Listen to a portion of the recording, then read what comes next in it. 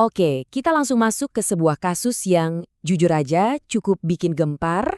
Ini cerita tentang kepercayaan yang hancur lebur dan kejahatan perbankan yang skalanya luar biasa. Kita akan bedah tuntas kasus penipuan di BNI Aik Nabara. Coba deh, lihat angka di layar ini. 28 miliar rupiah. Ini bukan cuma angka ya.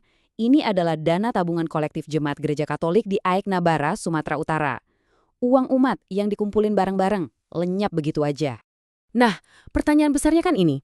Gimana ceritanya uang sebanyak itu yang disimpan di salah satu bank BUMN terbesar di Indonesia bisa raib?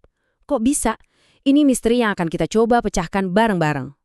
Biar kita lebih paham dampaknya, coba kita resapi kutipan dari Suster Natalia Situmorang.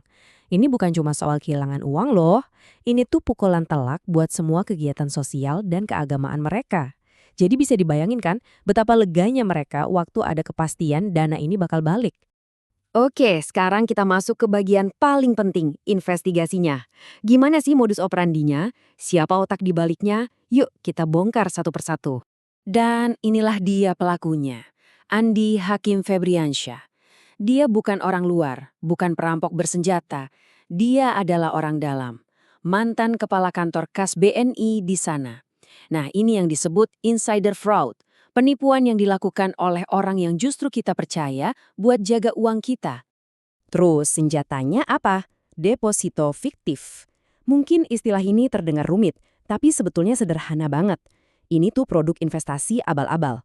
Dia nawarin produk seolah-olah resmi dari BNI, padahal produk itu sama sekali nggak ada dan nggak tercatat di sistem bank. Benar-benar rekayasa. Jadi gimana persisnya dia beraksi? Gini, ada 4 langkah. Pertama, dia pakai jabatannya. Sebagai kepala kantor, jelas pihak gereja percaya dong. Kedua, dia iming-imingi produk palsu dengan keuntungan tinggi. Siapa yang nggak tergiur?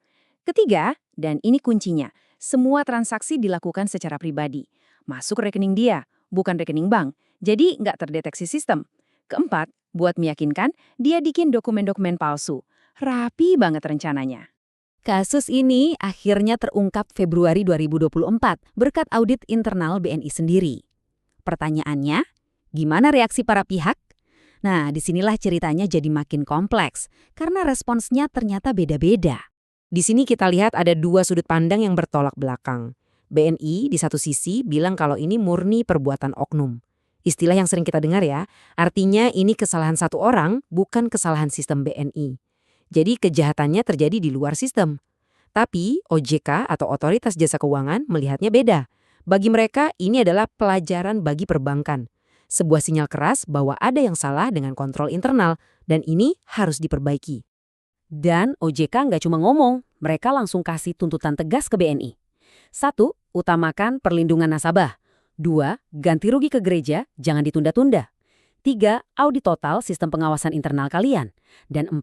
Jadikan ini pelajaran buat seluruh industri. Pesannya jelas, jangan sampai kejadian kayak gini terulang lagi. Oke, setelah tarik ulur dan jadi sorotan publik, gimana akhirnya kasus ini selesai? Dan yang paling penting nih buat kita semua, apa pelajaran yang bisa kita ambil supaya kita nggak jadi korban selanjutnya? Timeline ini ngejelasin semuanya. Februari 2024, kasusnya meledak. Andi Hakim jadi tersangka. Lalu, karena tekanan publik yang masif, di bulan April 2024, BNI akhirnya keluar dan berkomitmen 100% akan mengganti semua kerugian. Mereka bahkan janji prosesnya akan selesai di minggu itu juga. Ini jadi kabar yang ditunggu-tunggu banget tentunya. Nah, ini bagian paling krusial buat kita. Gimana cara melindungi diri? Ada beberapa tips penting. Pertama, kalau ada tawaran investasi yang untungnya kelewat batas wajar, langsung curiga. If it's too good to be true, it probably is. Kedua, semua transaksi wajib lewat jalur resmi. Entah itu lewat teller di kantor atau aplikasi resmi bank. Ketiga, dan ini tolong diingat baik-baik, jangan pernah, sekali lagi, jangan pernah transfer uang ke rekening pribadi pegawai bank, apapun alasannya. Terakhir, kalau ada yang nawarin produk aneh-aneh, cek dan verifikasi langsung ke bank pusat. Pada akhirnya, kasus ini membawa kita ke sebuah pertanyaan yang cukup dalam.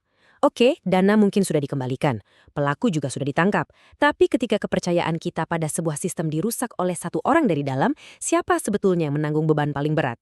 Ini jadi bahan renungan buat kita semua. Terima kasih sudah menyimak,